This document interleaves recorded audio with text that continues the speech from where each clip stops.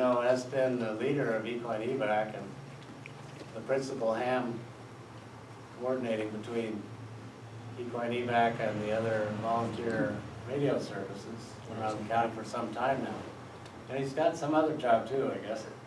So maybe he's going to tell us a little about it. I think it's going to be interesting. Is there anything you'd like to start with? Dr. Kenneth Coale? That's good enough. That's good enough for now. I was kind of hoping to have Tuesday off because we've been dealing with some family emergencies, and I teach a lot. And I'm a professor at Moss Landing Marine Laboratories. Some of you may know that. This is the graduate program in marine sciences serving 7 California state universities throughout the northern and central California coast. And I was ready for a break, man. And got a call from HAP, KI6UWK. At around 5 in the morning, he said, "You up?" And I said, "Yes, now I am. I just got the paper and I was sitting down for a casual read of all the bad news. And hasn't it been like that, like for everybody, for like months?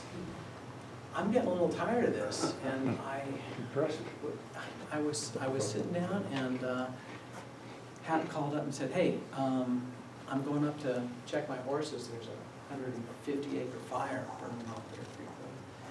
And I said, "Oh man." He said, I got a truck full of wood and I got to unload it before I can hitch up the trailer." And I said, "HAP, do you need a hand?" He said, "No, you get on the horn and get the team ready because we're going to be activated pretty soon." And I did. I woke up all our team, and by 6 o'clock or 7 o'clock, Office of Emergency Services had us activated. And the way this thing went down was kind of interesting because we got our people there, and we got 3 trailers mobilized almost as Rosemary said, "Okay, you're activated, you're ready to go." And about that same time, Caltrans or some work crew dug up the AT&T fiber optic cable, right? And all AT&T communications went down. Office of Emergency Services went dark. All the county websites went dark. Half our team was no longer in email communication, and so it was kind of a great opportunity for ham radio to sort of shine, and I think we did really well, and that and the telephone, but it ruined my day off. Well, it added excitement to it. So if you will allow me, I'm going to try and give you a perspective on some of what we do, some of what the ham radio operators do when they're not doing ham radio operations. And this is a story about mercury in the California current and in California, and I'm hoping that's okay with you. It's maybe a departure from what you're normally used to, and so allow me to tell this story, but if you got a question anytime, just jump right in, because I'm going to click through it quick and get to what I think is the cool part of this story. You all right with that? Sure. Okay. So, Don't we get some lights off? okay. Yeah. So, so I'm a member of the American Chemical Society. Do we need The a whole American lights on? Chemical Society says the ocean is to a child as the periodic table is to a chemist. They're trying to make a case for chemists here. And my perspective is like, no, the biogeochemist sees the periodic table in the ocean. That's my job. I'm a biogeochemist. And vice versa. We see Yeah, no, it's not very good for the video, but okay. the ocean on the periodic table. And I want to focus in on if I can make Pitch this black thing is work. not good for the video. That's fine. Okay. It's okay. Oh, here we go. Pardon me, I have this presentation on a Mac, and I'm using a PC, so we're going to have to just deal with it. You're not very PC, is that Okay, right? so He's changed the resolution. yeah. the screen, the output for the screen. These are some of the elements that I have worked on in my sort of biogeochemical career. And they're all bioactives, the same do stuff in biological systems. And I gotta say, there's been a couple announcements lately. If you're aware of nucleogenesis of the elements in the periodic table, the sun and the solar system, they can burn hydrogen down to about iron. That's where iron comes from. It's like fusion in the periodic table. So the sun in our solar system makes elements down to about that level of iron. That's why the Earth's core is, a large percentage of it is made out of iron. But the news in the recently is all about neutron stars colliding, dark matter. Have you heard about that? Yep. Okay, that's where the rest of the periodic table is coming from. Okay, the rest of the periodic table is coming from all the way up to uranium and the other heavier elements. Is coming from dark matter fusion reactions. And so this is a great, it's satisfying from my perspective to be finally figuring out where all these materials come from. So anyway, I've got a history in some of these elements. And I'm going to talk about mercury today. And so this is one of those elements that has been forged from the furnaces of neutron star collisions. And it's amazing to think about how many of these other elements in our world have come from those kinds of processes. And I'm going to tell you a story that it's kind of a Sherlock Holmes whodunit story. I would never get funded for writing a proposal like this had not this question been compelling. So I'm going to talk about that, and you just let me know how to go. The characteristics of mercury, and you probably all, because we're a bunch of old farts here, except maybe one guy here, have played with mercury, and we understand it's got a huge density. It's like you can float lead on mercury. Its atomic weight is over 200. It's got a bunch of stable isotopes. 13.6 is the density of this, and so it's a trace metal. It's rare, and it exists in many species. And this is what interests me as a geochemist, because all these different species tell us something about the way that mercury is working in the oceans and the processes that work there. So I'm using mercury to tell me something about the oceans, not the oceans to tell me something about mercury. Okay, so it's got a pretty low melting point and a boiling point around 356 degrees. This is the temperature of a pizza oven. Okay, so I want you to be thinking about this. Any process that produces heat is going to volatilize mercury, and including the Bear fire, and I'm going to be talking a little bit about that later. Okay, so readily formed intermetallic compounds with other metals. Many of you have those intermetallic compounds as mercury amalgams in your teeth. That's probably the largest mercury exposure that many of us face. Others face a large mercury exposure via the consumption of seafood. We'll talk about that as well. Okay, so it's fairly volatile, and it acts as a cumulative poison. And the way it acts as a cumulative poison is it forms a species called methyl mercury, which is concentrated in fat tissue, so it's bioaccumulated. And as a result, it is accumulated up the food chain, about a factor of 10 for every step in the food chain. Okay? So, but the historical uses are awesome. You know, found in Egyptian tombs, 1500 BC. Chinese were using mercury as pigments at 100 BC. Alchemists thought mercury was mystical, partly because it's a liquid metal and it's heavy and it's weird. And you probably rubbed mercury dimes, you know, or silver in and felt that amalgam amalgam process taking place. So, cure for syphilis.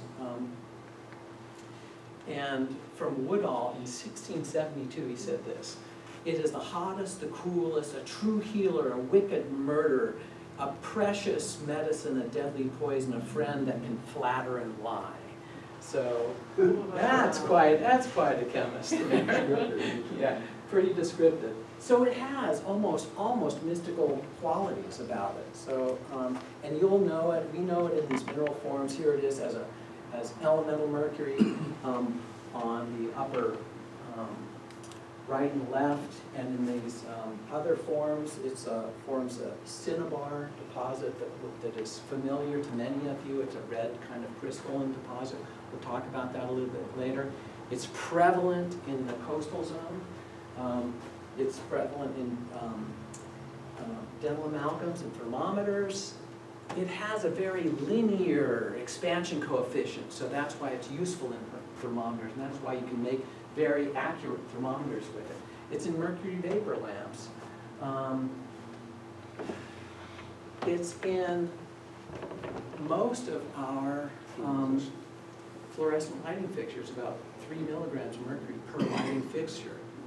And emits wavelengths of around 230 nanometers, and then reacts with a fluorescent, a fluor that produces light in the visible range. It's used in switches and thermometers. It's used in, as an oceanographer, you know the research submersible Alvin? This is the submersible that goes down to full ocean depths right now. It's used as ballast. They have pumps that pump mercury from the forward to the aft position so that it can trim itself by pumping mercury around in that submarine. Oh, Jesus. Yeah. Choice. I know, but it's cool. It's used as paint pigments, fungicides. Okay, here's an industrial processes. I'll talk a little bit about this, but in terms of fungicides, in Iran, there was a famine, and the United States sent over tons and tons of wheat that were treated with mercury. And the reason they treated the wheat with mercury is this is seed wheat, right? This is stuff you plant in the ground, and it's treated with mercuric chloride so that as a fungicide it would keep the wheat seeds from rotting before they could sprout. You know what I'm talking about? All right, so this is great for agriculture, but if you ship all this wheat to a starving country, what are they going to do with it? They're going to grind it into flour and bake bread out of it, and thousands of people died from mercury poisoning because of this humanitarian effort. Another example was the disposal of methyl mercury into Minamata Bay by an industrial manufacturer as a waste product. And nobody knew, people started having birth defects, there was problems. Mercury produces some interesting neuropathological symptoms, and everyone noticed that the town was going to hell in a handbasket. And finally somebody analyzed a cat, and the cat was going around eating fish, you know, and then plopped over and died. They analyzed the cat had mercury poisoning. They traced the mercury poisoning to this industrial facility, and 16 years later, they shut down that facility, okay? So this is just another example of government in service of industry. In the meantime, many people came down with what's called today Minamata disease, and it is toxic methyl mercury poisoning. Where is Minamata Bay? I don't know exactly. I think it's on the island of Hokkaido. In Japan. Yeah, and a big fishing community there, and also industrial facility. Today, you know, it's a poison, it's insecticide, it's a disinfectant, it's a preservative in in vaccines, and this is the thimerosal compound that was implicated with respect to autism, and it's since been debunked.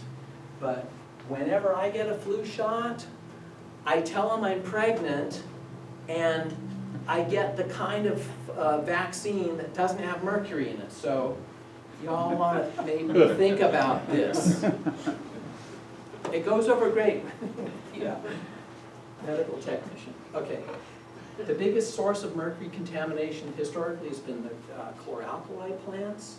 And we all notice, you know, Alice in Wonderland, remember the Mad Hatter. The Mad Hatter was sort of losing his mind. In the hatting world, mercury nitrate was used in the felting process to loosen fur from beaver pelts and such. So the hatters had an unusual burden of mercury in their systems. Okay? So today, the top 4 anthropogenic sources of mercury are, think about this, coal-fired utilities. Most of the mercury we get today is from coal-fired power plants in Asia, municipal waste incinerators, medical waste incinerators, and hazardous waste combustors. Okay. All those things that produce heat, remember, above 360 degrees Celsius, and you volatilize mercury. The other thing about this is that mercury's rich in coal, because coal was made in oceanic regions, upwelling regions, like right off our coast, where there's organic matter piling up and sulfidic sediments, and the sulfide grabs the mercury out of seawater and sequesters it. So all along our coast, in the coastal range, we're rich in serpentinite, jade, serpentine. These are where all the mercury mines in California are located, right? So, so organic rich deposits harbor a tremendous amount of mercury, and so when you bring those back to the surface and you burn coal and you burn oil, you're putting mercury into the atmosphere, okay? And our soils around here are rich in mercury.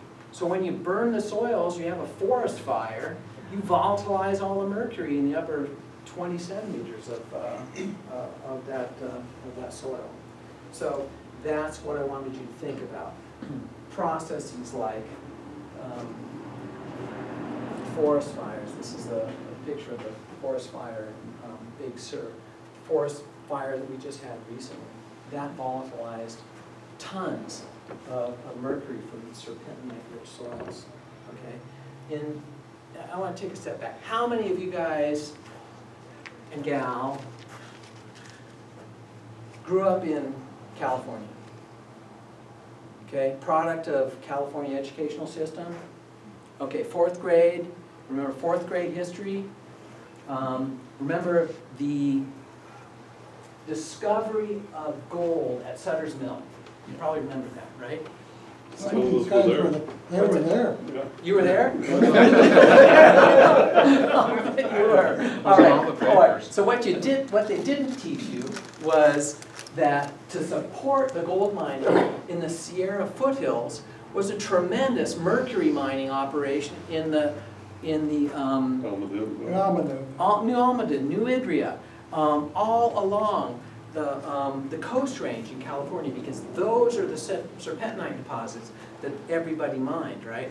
And thousands of tons of mercury were shipped from the Sierra, from the Coast Range to the Sierra foothills. So the Almaden mine over there yep. is now a state park. It is, yeah. Have you been up there? Yeah. Yeah, it's a beautiful place to walk around. On top of a Superfund site. Yeah. Yes. So it's on top of a massive Superfund site. Well, people. So anyway, the point is. You know about the Gurnville site, right? Gurnville? Yeah. Gurnville. Do tell. There's a old mine that was still in operation up until about 1982, 83. Yeah. In Gurnville, And the county up in Sonoma was using it as a, just a rock mine. The mercury part of it had been closed. Yeah. And they were grinding it up, and they were actually chip sealing their roadways with that Oh, stuff geez. until somebody figured out Okay. that it was still full of So- mercury. So, good example, the Sierra foothills and the Coast Range are bleeding mercury into the watersheds of the Sacramento River and the San Joaquin River, and will continue to do so for hundreds of years. Didn't that Hearst guy have a deal with that at one time? The The guy Hearst? had the newspaper, Oh, yeah. he had some big mines and Yeah, stuff he somewhere. had some mines. I actually have a student working in a mine just north of the Hearst property. Mhm. The Dutra, in the Dutra Creek watershed. The old Murray mine, it's a artisanal site. And you got guys going up there digging holes and getting mercury and trying to distill it out of the rocks. What they do is they take cinnabar, that red ore, and they stick it in kilns and they heat it up to above 360 degrees, and then they condense it out in copper coils, drips into flasks. And there's quite a large loss in that process. Some of the old artisanal gold miners, the panning miners, would carry a hip flask with mercury, and they put it in their pans, and they pan for gold, and they take the mercury that had the gold amalgam in it, set it in their shovel, hold their shovel over a campfire, blow off the mercury, and Then they bury it. Sorry? Then they take them out and bury it. Huh. That was the leading cause of death, I mean. Well, yeah, okay, so Falling stuff off in there. I'm trying to paint a picture. The Golden State is really the Mercury State, okay? So, and in fact, during the height of the gold rush, mercury was more expensive than gold. What was, So that led to lots, I mean, so here's a map. These are, the yellow are all the historic gold mines. The red are the historic mercury mines. Okay, so, it was a big operation. Actually, we think about this, the hydraulic mining process was one in which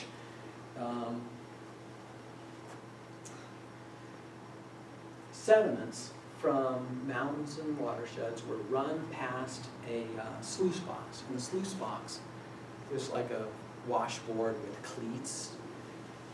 And mercury poured in all those cleats, and they'd wash mountains across those washboards.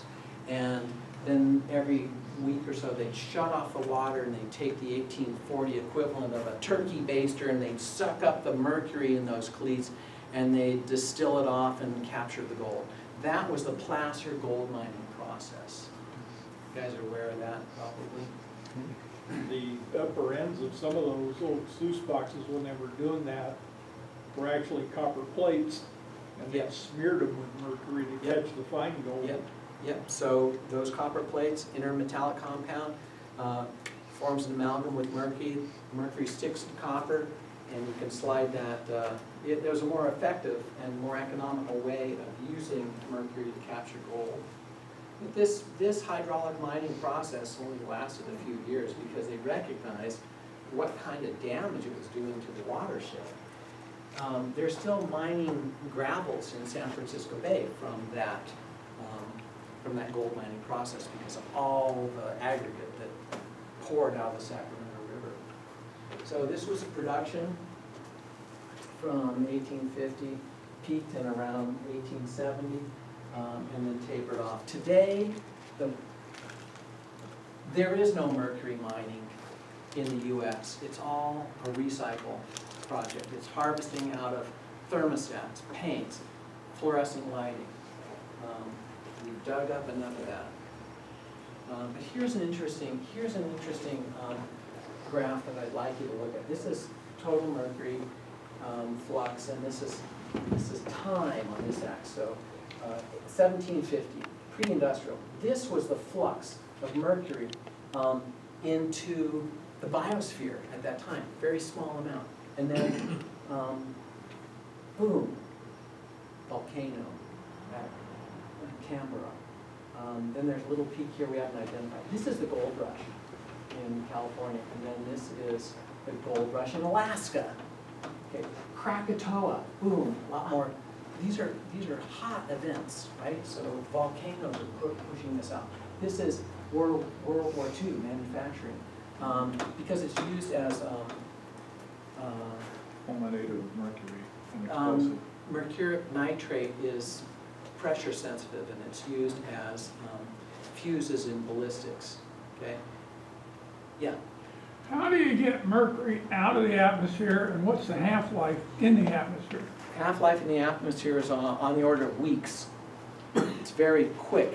It circulates. So if you have a forest fire and you blow off a bunch of mercury, it circulates around. Well, 90% of it falls within 100 kilometers of that forest fire, and the rest of the 10% is mixed globally in the troposphere within about 2 weeks. Okay? So, and then it has on the order of a 6-month half-life after that. Okay? But then you can see Mount St. Helens, industrial, you can see a big increase. And the shift in this baseline is mostly due to the combustion of coal. Okay. Now, there's some indicators of sublethal mercury poisoning. Reduced hand-eye coordination, reduced learning ability, reduced ability to recall names, reduced ability to copy names and objects, reduced reaction time, shaky hand. These are like cerebral palsy. These are like long neural transmitter problems. I think I suffer from about 70% of those symptoms right now. You know what I mean? So to what extent are we all suffering from sublethal effects? You know, this is an environmental pollutant. So my take on this is many of the toxicity studies done with mercury are all about how much it takes to kill you, right?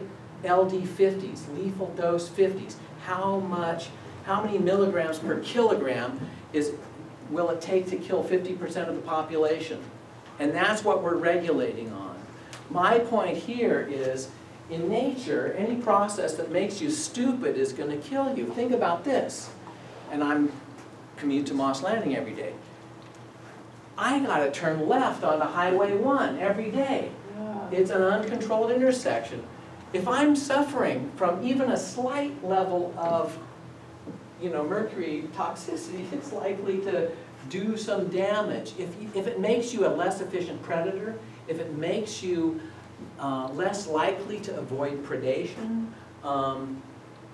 in nature, the sublethal effects are going to kill you. So I think we've been way underestimating the problems that this is causing. Okay, so we've been studying this for a long time. Our labs have been involved in the Bay Delta complex, the high levels of mercury in fish species there. I would say don't eat any fish from San Francisco Bay Delta complex, any fish, okay? We're already seeing lethal effects in piscivorous birds from that region, okay? So it's problematic. And that's all from the gold rush. That's all from the gold rush, I'd say. But what this did was it enabled our laboratory to build techniques that could be used to study mercury in other regions. So the CalFed program and a bunch of other agencies funded our lab for several years to figure this problem out, and they wanted us to advise them as to what methods they could take to reduce the flux of mercury from the sediments into fish. And we had to come back and we said, look,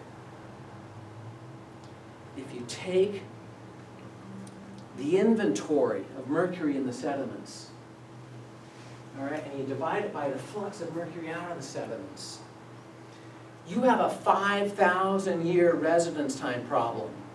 This is a problem that was made in 5 years in terms of gold rush, and it's gonna take us 5,000 years to get out of it.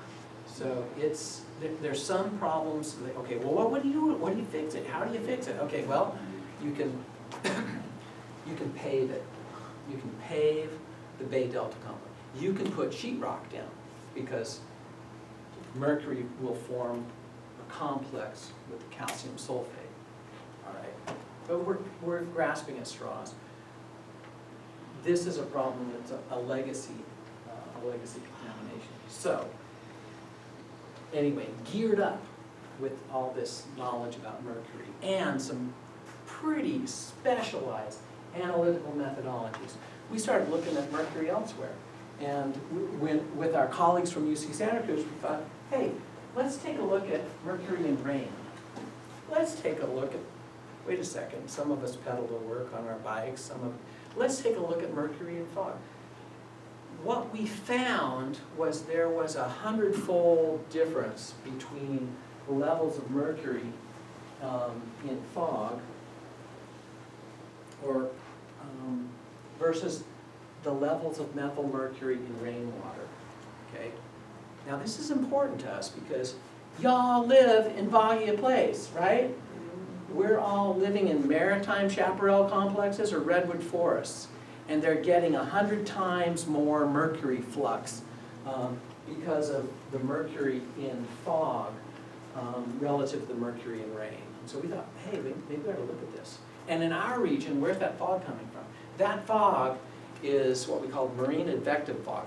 That's forming offshore and coming onshore. So what we did was we formed a collaborative partnership with researchers at CSU Monterey Bay, UC Santa Cruz, Moss Landing Marine Laboratories, and we put together a collaborative proposal to NSF and said, hey, there's this wacky shit going on out here, we gotta figure it out. And they said, okay. You never get a grant funded like that, you know? This was like a Sherlock Holmes kind of whodunit story, and so they funded this team of atmospheric chemists and oceanographers. And what the observation was, and these are redwood forests, these are redwood tree needles. 9 kilometers from the coast, 24 kilometers from the coast, 55, and 170. And what you see is the coastal redwoods are getting a huge dose of mercury. What is it about it? What is it about it? It's closer to the fog. We also had a little outreach program in which we trained 4th graders to capture wolf spiders, right? And then freeze them, because they're nasty. And what you found is that wolf spiders from foggy regions had 100 times more mercury in them than wolf spiders from non-foggy regions. What's going on with that? Why did you choose wolf spiders? Because they're top predators, and because in terrestrial systems, they're eating other spiders that ate flies, that were grazing on protozoa that ate bacteria, that, you know what I mean? So we're already up, we're up 6 trophic levels when we're looking at wolf spiders. You know, you can think about in marine systems, you know, what a little fish is eaten by a big fish, eaten by another, you know what I mean? But with wolf spiders, you get trophic amplification on a very small scale. And so wolf spiders in this area exceed 0.3 parts per million mercury. That exceeds FDA standard for human consumption. Y'all should not be eating any wolf spiders, okay, from foggy areas. What? They're eating me? What are you talking about? Yeah, well, no. Doug got a big ass bite on my stomach. Okay, you can go and eat wolf spiders from a non-foggy area, and you'll be fine. That would have to be how desperate I was if I had no food. So you know One of those worst case scenarios I'm living through. So what we did is we mounted this effort. We took our ship and we made a generous, well, maybe not so generous, donation to the K6UWK club, and we purchased 2 sections of Rome Tower. And I welded together, you know, a base that I could flip it up and mount this tower on the bow of the ship, and then put a fog water collector up there. You know what I'm saying? So this is a fan that sucks in air, and it sucks it past what's like it's like a mechanical spider web. Y'all been out like in the morning when it's dewy and foggy and you see all those little droplets on the spider webs? So we made one of those.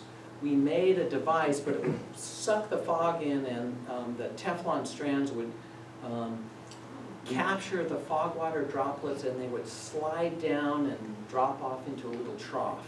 And then we could measure the amount of fog. And we went from Ventura, and these are all the sites where we sampled. And it looks haphazard, but I'm going to talk about that a little bit. And then at these triangles, we had terrestrial fog water monitoring sites. So we're trying to figure out where this is going. And we sampled everything. Maybe it's coming from the phytoplankton. Maybe it's coming from the zooplankton. Maybe it's coming from the water column. You know. So, got my students and a bunch of our technicians out, and we dove over the side of the ship. We captured little aggregates, you know, into test tubes, and we thought maybe it's coming from maybe it's coming from fecal pellets of zooplankton. I mean, not that we're desperate, but we didn't want to leave any stone unturned. And so this is that room tower. Thank you guys very much for that. But what this did was enabled us to get some sleep, actually. Massive sampling program during the day, and at the night we tell the captain, okay, just keep the ship pointed into the wind and head for the fog, right? And then we turn this thing on when the conditions got right, and sample fog. How far out to sea did you go? 200 miles was about the farthest out. So Well, it's international waters there. yeah, so we were looking, and there's not, well, we also adopted another strategy because we wanted to look for areas where ocean processes would contribute to the flux of mercury from the sea to the atmosphere. So we're looking at processes that move mercury from the sea up into the fog. And we're focusing on these kinds of systems. We were using satellite altimetry to look at areas where the ocean surface was high and areas where the ocean surface was low. And that told us something about upwelling and downwelling. And let me see if I can explain this. Blame it on the whales. Sorry? Blame it on the whales. Right. We'll get to that later. But what I want to talk about is these features. The California current, okay, so here we are right here, right? And here's satellite altimetry of this area. The California current is kind of moving down slowly off our shore, and it's, it's about this wide. But you look at any river, any system, any current, there are eddies that spin off these features, right? They spin off in return. And they result in areas, because of Coriolis. You guys know about the Coriolis force? I'm about to do a demonstration here about Coriolis in cyclonic and anticyclonic jetties. And I'm going to need 3 volunteers. Come on, you guys. We have one more? Okay. Let's hold hands. Okay, now, we're going to be about here. Okay, this is good. Okay, you can drop your hands. We're going to rotate in a cyclonic eddy. So we're going to rotate counterclockwise. And when we apply the Coriolis force, you will be deflected to the right. Okay, when I say apply Coriolis, deflect to the right. So we're going to walk in a circle, just like this. Okay, apply Coriolis, what's going to happen? Deflected to the right, you spread apart. That results in an upwelling. So water has to come in and up and replace that water that was just replaced via Coriolis. Now we're gonna do an anticyclonic eddy. And you apply Coriolis, and you move To the right? to the right, to the right again. The right, And you bunch up. And so that results, Right. in a positive altimetry anomaly, right? So it's lumped up and that water then gets forced down. So these are downwelling eddies and these are upwelling eddies. You know what I'm saying? Are these current effects Yes. measured by radio waves? Microwaves. Microwave altimetry from satellites. That's radio wave. That'll work. Is that little graph at the bottom, the dimensions of them? Yep. This is a 14 that's this is a dramatic 14 reflection. centimeter anomaly. So there's a lot of averaging going on there, right? Because Yeah. ocean waves are like this, right? So there's a lot of averaging going on. This is a dip. This is a mound. And so what we did was we said, okay, Skipper, let's go to this dip. Let's go to this mound. Because I want to see where water's coming up to the surface and then where water's getting piled up and going down to the surface. And it might tell us something about how the mercury's moving. Now, those moving along, also, they're not staying in one place. Okay, yeah, that's a good question. These features are persistent on the order of 2 to 3 weeks. And they form and they dissipate and they form and they dissipate, but they're fairly consistent. You can see it and then get to it in time before it disappears. Yeah. And, you're measuring temperature. You're cruising along here and you're measuring temperature and all of a sudden it gets cool. You go, cool, we're there, right? And you cruise along here and it gets warm. We're there. So that enabled us to sort out the difference between these upwelling and downwelling sites. Okay, we did that already. And what we noticed was these cyclonic eddies, you know, we have this gaseous form of mercury upwelling out of the water column. There's a difference between upwelling and downwelling eddies. And what we can do is we can calculate the flux. Well, this is what geochemists do. They measure the gradient, they apply an eddy diffusivity coefficient. Based blah blah blah. We can come up with a model that can explain 200%, 100% of the mercury that's getting into the fog just through these eddies. You get it? So, okay, I think we're onto something. So we have this dimethyl mercury, which is a gas, and it's getting up into the fog. Great, we've got it solved, but wait a second. We were measuring monomethyl mercury in the fog water, right? Not dimethyl, so what else is going on? What is the property of the fog that's like changing this? And so what we got to do is delve a little deeper into atmospheric chemistry. And what you need to know from this is that the aerosol particles from marine-derived sources are acidic.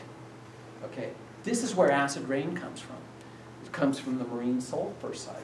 It makes sulfuric acid coatings on these particles. And under acid conditions, the dimethyl is cleaved into monomethyl. And so we're postulating now that, hey, maybe it's a characteristic of marine aerosols that is demethylating the dimethyl and giving us monomethyl in the fog. So we did some experiments and we looked at the rate of demethylation as a function of pH, right? Lots of acid, lots of demethylation, over 6 hours. If you don't acidify it very much, it takes a lot longer to make this monomethyl mercury. So we got a hypothesis now. Determined a pseudo first order rate constant for this, and so I think we have a mechanism. We have a mechanism, and that's going to be the topic of a new NSF proposal. But here's the other thing. You remember I was talking about methyl mercury being lipid soluble, soluble in fat tissue, that's why it's accumulated up the food chain, okay? It's soluble in lipid phases, soluble in oil. Well, you think about the ocean, and there is, in the upper 40 microns of the sea surface, 40 microns, I'm talking about the diameter of a hair, there is this region called the microlayer.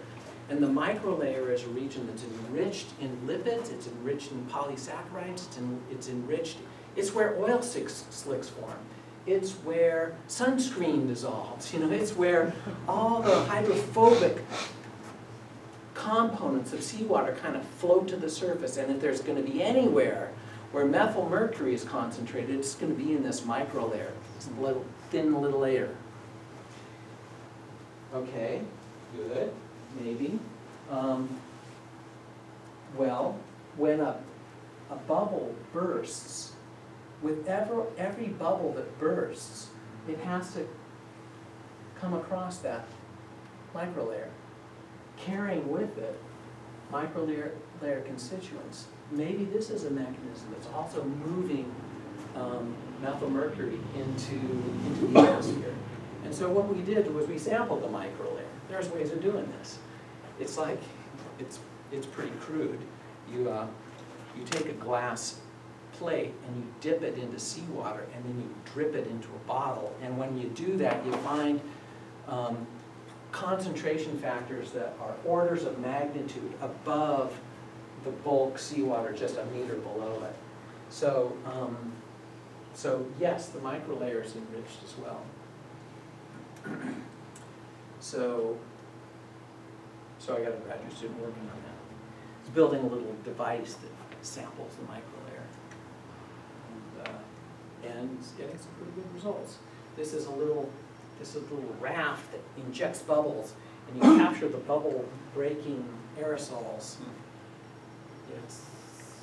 It's a big pain in the ass, and he hates me for it, but that's what we're doing.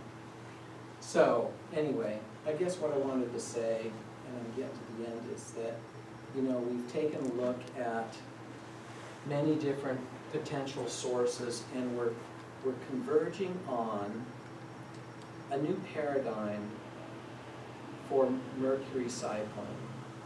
And it involves the production of the degassing of mercury at the sea surface and its conversion on marine aerosols and transport to land. Now, if this were true, you would predict that methyl mercury would be greater in the fog close to the ocean surface and less in clouds that are way higher above. And so how do you test that? You got to get an aircraft. Oh. So what we did was we used the surplus Twin Otter aircraft, and we sampled. It's almost like a Cal Fire plane. Sorry, what? Looks almost like a Cal Fire plane with the It does, stripes. doesn't it? Yeah. And the stripes and stuff. This thing is equipped with all kinds of through-hole sensors. Here's where we suck all the air, and you go in the fuselage of this thing. It's just a bunch of instruments and fans and stuff. But they do have a cloud droplet sampler, and so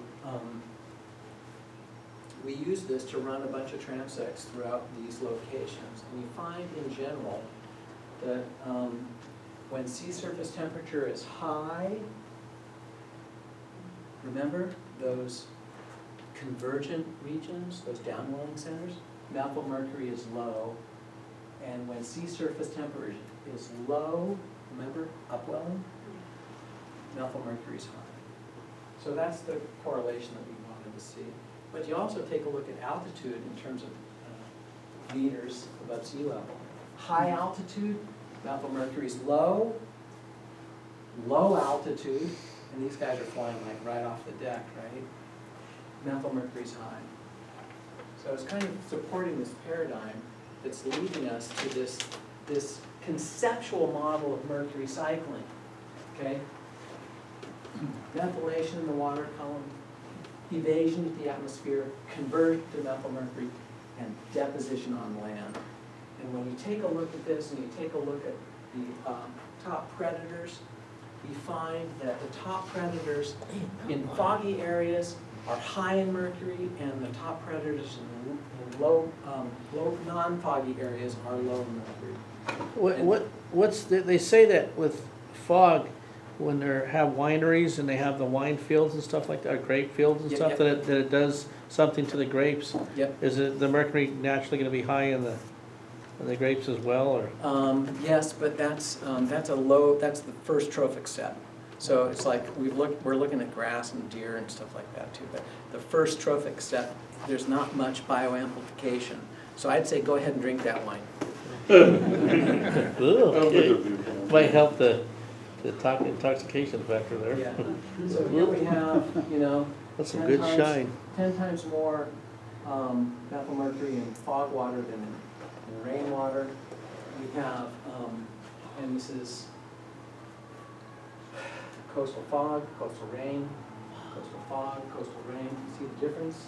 This is marine advective fog.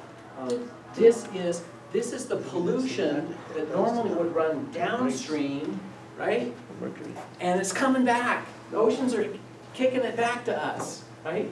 The oceans are kicking it back, and if you take a look at the predators, we're working with the Puma project, and this is where oceanography turns into kind of a roadkill issue. And you sample the whiskers of pumas or their tissues from foggy areas and non-foggy areas. So we're talking about foggy areas and non-foggy areas. And you find that there's a significant difference in the top predators so foggy areas, the top predators are getting hammered with mercury, and in non-foggy areas, they're not. What about the areas that they say they have the plastics in the middle of the ocean? Would you get more of an effect there or less? Oh yeah, I love that. You should be an oceanographer. Because if you take a look at the history of mercury in top predators, it's increased by, in the ocean, in fish and tuna, it's increased by order of magnitude. The anthropogenic input is only increased by a factor of 5. So I'm thinking there's got to be another vector. What vector would that be? And I think it's plastics. I think the plastics are helping to accumulate that methylmercury and move it into the food chain at a rate that hasn't been moved in before. So I'm just saying, Oh, this shit, is that looks like an Sasha. oceanography story enabled by K6UWK and their Roan Tower, right? And it's making it into top predators in our region. So I just wanted you to see like all those kinds of connections. And this was an interesting study. It's resulted in several master's theses from our institution and a publication that's coming out in deep sea research. Well, it's been accepted, so you guys are the first to hear about it. So, yeah. Well, if I get exposed to methylmercury and then I'm clean, Yeah. what's the half-life of that stuff in my body? Depends. In top predators, it's stored in the fat. So if you go on a diet, it's going to be remobilized. And then you'll feel the effects when you're under a starvation situation, or you'll feel the effects when you give birth. So there's a maternal offloading of mercury that goes with the fetus, often in mammals anyway. But mercury can stay with you for a long time. And the remedies are chelation therapy, or just stop eating so much tuna, right?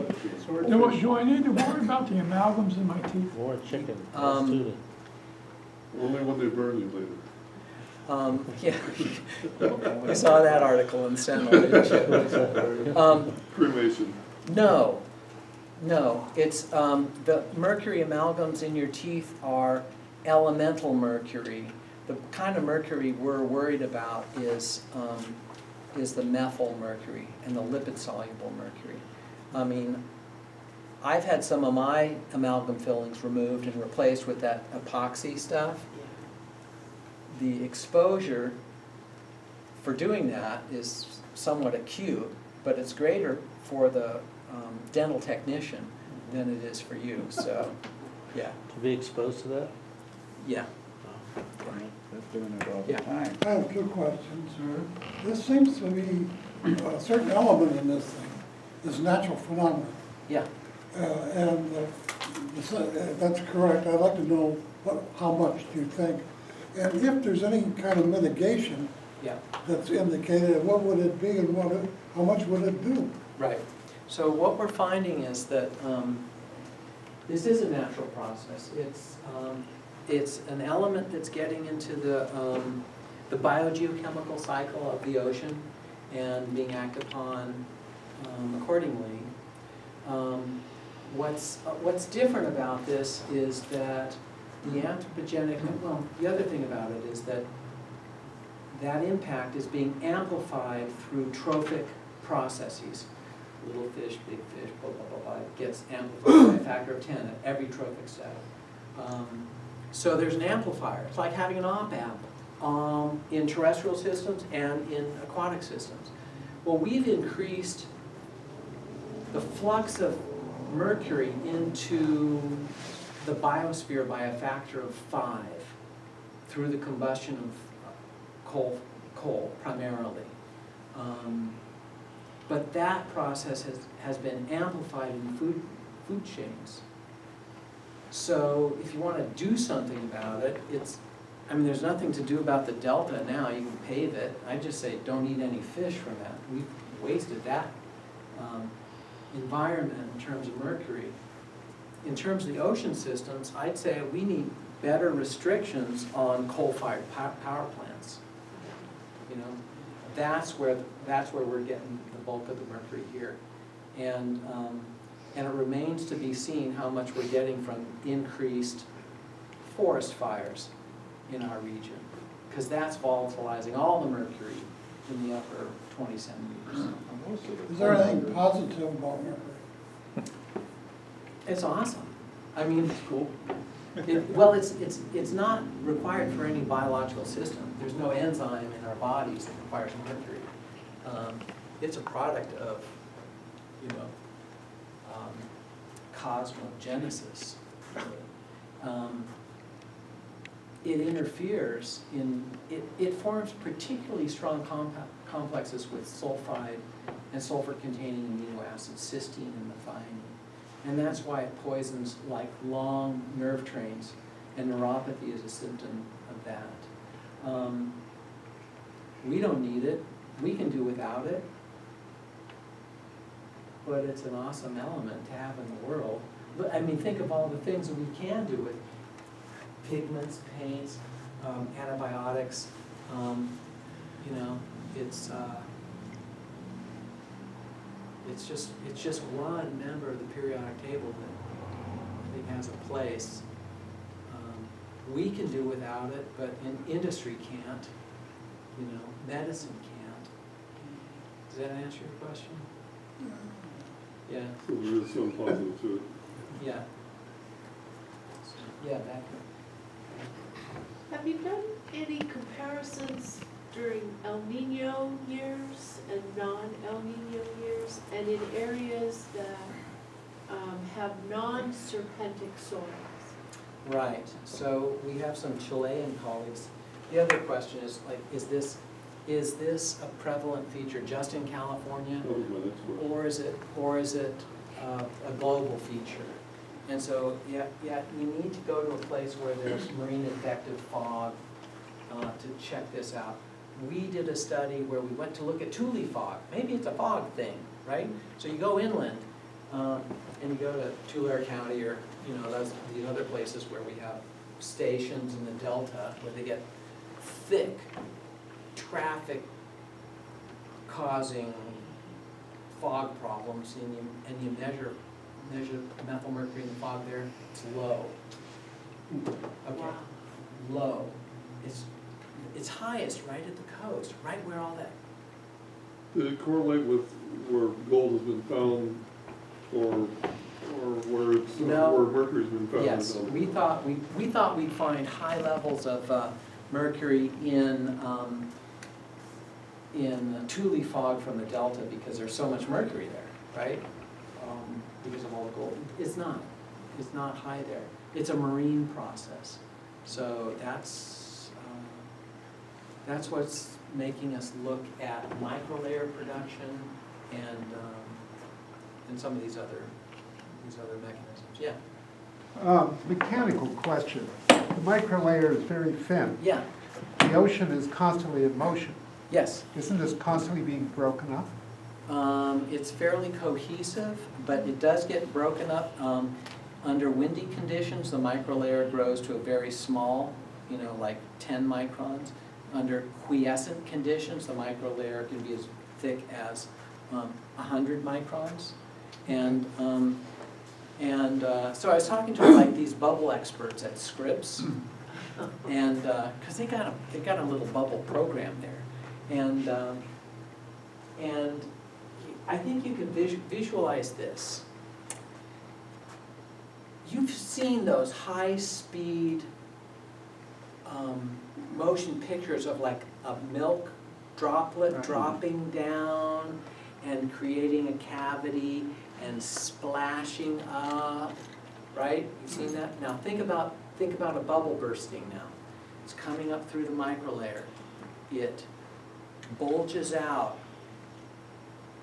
There's a jet that forms with microlayer concentrated at the top of that little droplet, and then that bursts, and then gravity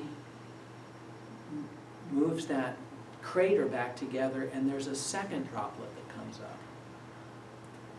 One's called the jet droplet, and the other's called the spray droplet, and they're totally different in terms of their chemical composition, because one's formed from the microlayer and the other's formed from the water beneath it. How do you capture that to know that for sure? You have to be a bubble head. You can vary the Bubble bands? you can vary the bubble size. So they're using bubbles that are like, they've got ultrasonic bubbles that they make, and then they can capture only the jet portion of that, and it doesn't make any spray.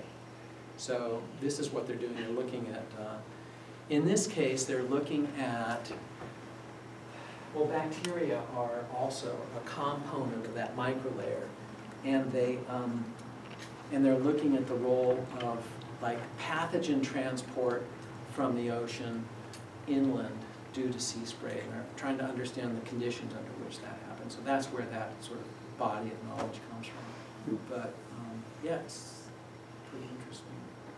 So the fog coming off the sewer outlet out there, you don't want to be breathing, right? No. Why would you be breathing it anyway? Watch the waves crash. I know, especially like in the wintertime, the first, big storms. Well, you gotta be looking at San Lorenzo River and everything that's flowing down there, because all that stuff's being aerosolized and being blown right back on shore. I'd say, let it die down a few days. Take a look. Yeah. Is ocean acidification, would it ever really be great enough to have an effect on like demethylation in the ocean? That's a good question. The demethylation occurs at pHs below 5. And if the oceans ever get to pH 5, we're in big trouble. So no, the ocean acidification, but the processes that lead to acidification, that is to say, increased atmospheric carbon dioxide, greater carbonic acid concentrations on aerosols, that can lead to, that can lead to demethylation, but the bulk seawater pH is not relevant on that stuff. But carbonic acid in aerosols is, yeah. I'm interested in the administration of the facility, the whole thing over there. Remember years ago, it used to be kind of almost a agreement between junior colleges and other colleges. Okay, right. You're talking about Moss Landing Marine? Yeah, Moss Landing. Yeah. What do you do, is that still the way it's done? Yes, it's still a consortium with 7 California State University campuses. I see. We are the graduate program in marine sciences for 7 Cal State campuses. Fresno, Stanislaus, Sacramento, San Francisco, Here, probably. East Bay, CSU Monterey Bay, and San Jose State. But okay, that's graduate school? Yes. Okay. So we have about 80 graduate students, about 20 undergraduates on campus at any time. But They're many funded of out of the way the university is funded? funded,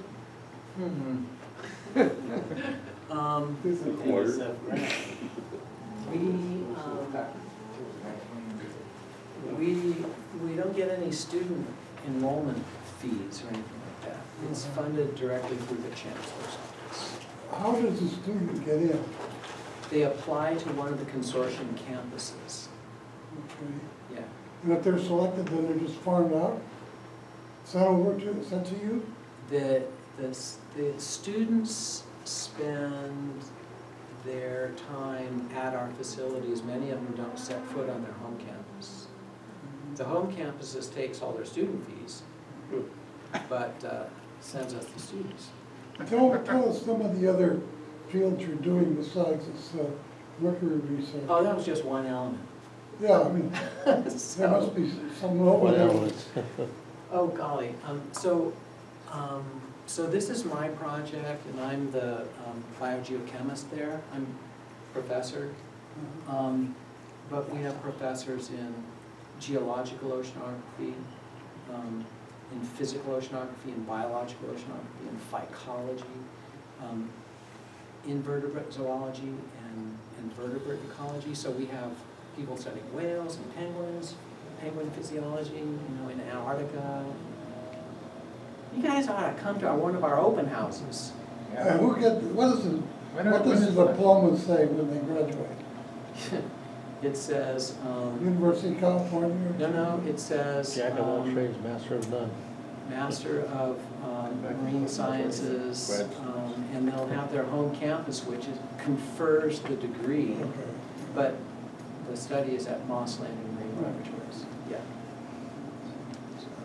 Is Gary Green still associated? Yeah, so I took over Yeah. from Gary Green as director after Gary was the director.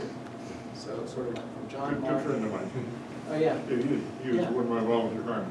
Oh, really? Okay, great. Yeah, I'd like to consider. He's up in the Bay, Seattle area, isn't he? Well, he's in he's in the Puget Sound right now. Puget Sound, okay. Yeah, but he's also got a house up on Rifle Ridge Road, right? So, Been there. yeah. It is cool. Caboose. Yeah, okay, good. Yeah. Yeah. All right. Thank you. Becky?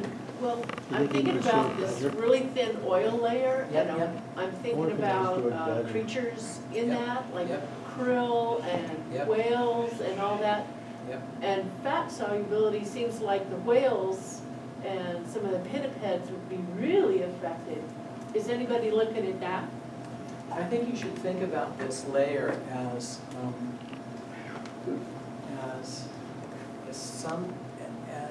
a condition of seawater. Anything that floats is bathed in that layer. So plastics are bathed in that layer. Anything that has to go through it is going to contact it. I think it's an area that we haven't really studied very much.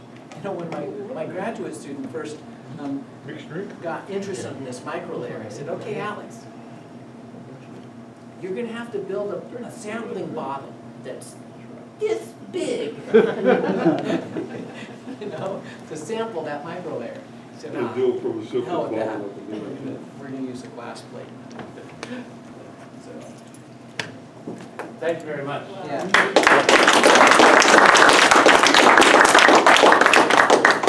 Great. Hey, Kevin.